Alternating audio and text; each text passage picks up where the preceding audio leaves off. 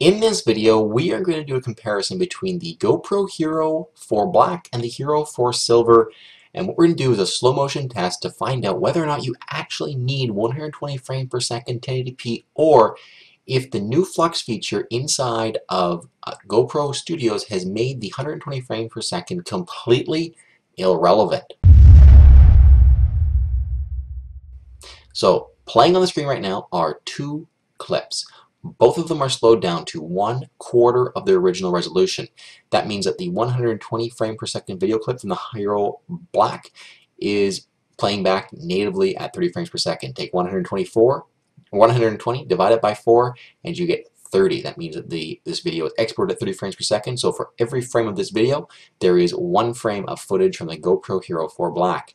The Hero 4 Silver is playing back its video at 60 frames per second, which means that for every frame of video being played back on the screen right now, there's only 1 video clip frame from the GoPro camera for every 2 clips that need to be displayed. So what this would normally lead to is blocky, jumpy looking footage, because the footage being played back can only be played back at 15 frames per second, whereas the video needs to be played back at around 30 for it to look smooth. However, GoPro Studios 2.0 GoPro Studios has just released this new feature called Flux, which is a frame interpolation software, which means that when turned on, the computer figures out what frame is missing and recreates that frame. So instead of having 2 frames that are the same play, it has 1 frame from the video clip, and then it figures out the middle frame using some very fancy algorithms and builds that frame when you export the video, and then has another neutral frame that the camera shot. So you end up with some fairly smooth footage. What we're going to do is those 2 frames, those 2 video clips have been playing, and I haven't told you which one was from what camera. I did that for a very good reason. You should go back now and watch both of them again and pick the one you think looks better, or the one you think was shot with the Hero 4 Black. Decide if there's any differences you can see and look very closely. And now, once you've done that, I'm going to tell you which one was shot from which camera. So the first one, that was shot at 60 frames per second and slowed down using Flux to 1/4 of its original speed. The second one was just taken natively and slowed down to 1/4 of its speed. It was shot at 120 frames per second.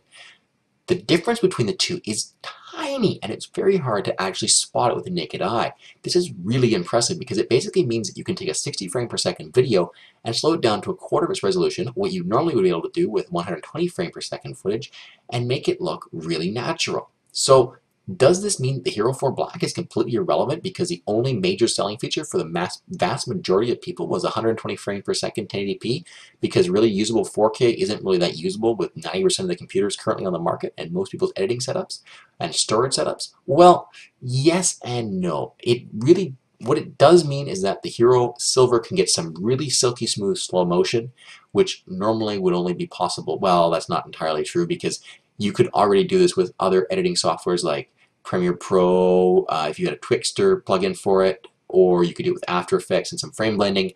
But those softwares are a lot more complicated and are a lot less accessible to the vast majority of people. This feature is inside GoPro Studios and super easy to use. All you do is you come over here, you grab this slider on your video speed, you slow it down, you make sure this checkbox is checked, you export the video, making sure this checkbox is checked, and then you just wait a while because it does take quite a long time to export.